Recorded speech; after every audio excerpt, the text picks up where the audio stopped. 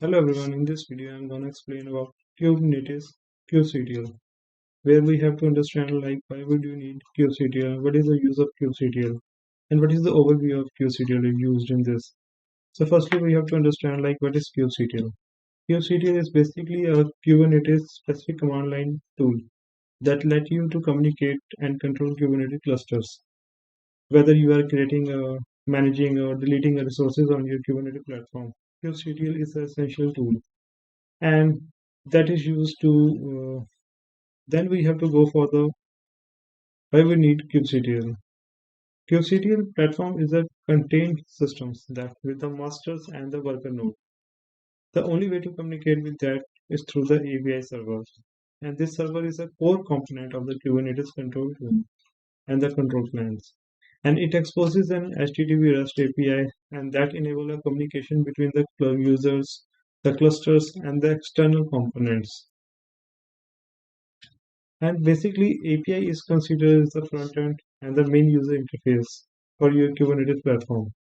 So they have querying, they have updating, and they have managing the state of resources or objects on your Kubernetes platform. And all are done with the interaction with the Kubernetes API using kubectl.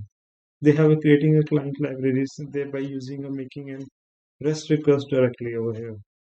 And the kubectl is the most common way to make HTTP requests to the Kubernetes API.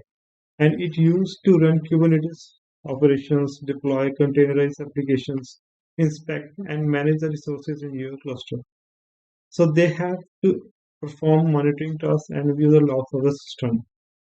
They have used the command line and they have used the commands which runs on the command line connected to your installed Kubernetes on the cloud. Like they have followed some syntax to commands like get, delete, and configure. So that are basically the overview of the Kubernetes and kubectl in the Kubernetes. Now I have to show you like how it work on the basically they are working on the how it work on the CLI. So I have just show you like how it work. Then we have to create a pods. Then we have to performing a delete function. Then performing describe function over here. Then we know about like how it work, how it important for the Kubernetes. So as you see, this is my command line which I've used PowerShell over here, and now I have to show you like how it works, how kubectl working over here. So I have just show you like in the previous video I already show you like how to create a pods. Then I have to show you like how the void function is used in this. So this is my run my pods which I have used over here. So I have just used the command of run my pod over here. Previously I have used the my pod name over here, but I have not created a new pod name over here. So that they have created my pod. So I will show you like how it work and how it is going for that. But both pods are running stage in this, as you see. Now I have to show you like how it go for the.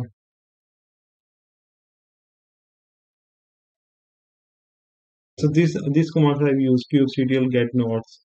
They will show you like the name which node you are working. Like I have used minikube, and they are used for the roles of control plan.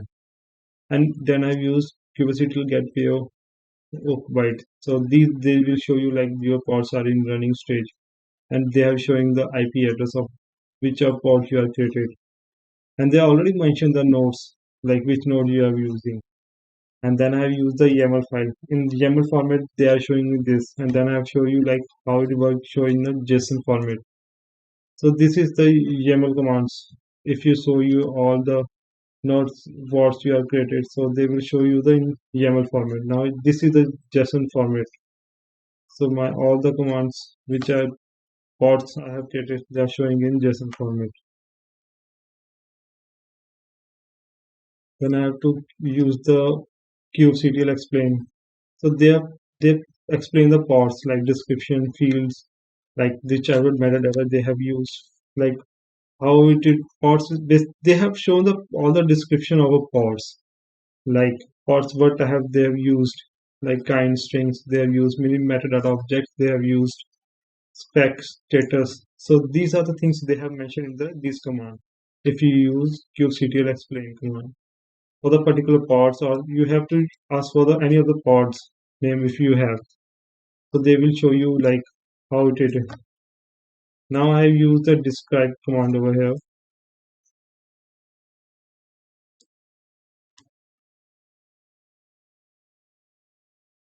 In this we already explained like this video. We have gone for the describe command and then we have go for the explain command. Already know that what they have done in explain. Now in describe, I have to. They have described all the details of my pod, all the description. As we know in the previous video already, I explained about like how to go for it for the describe command.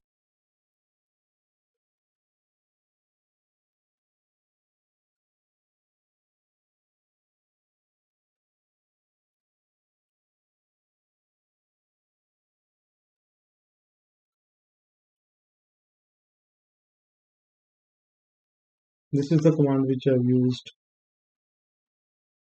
If you go for the further explanation about why would use kubectl, then there are a lot of the sites they are mentioning. You can go for it and learn for it, like how many commands they have used. So the next command, the next video, in the coming video, I'm explaining about why would use kubectl delete and why would use kubectl label command over. Then we will go for the further videos over here. So these are the things we are mentioning in describe command and explain command, and why would use kubectl we already explained in this video. So that's all for that video, and we will go for the next video, and then you can understand like why would use further commands.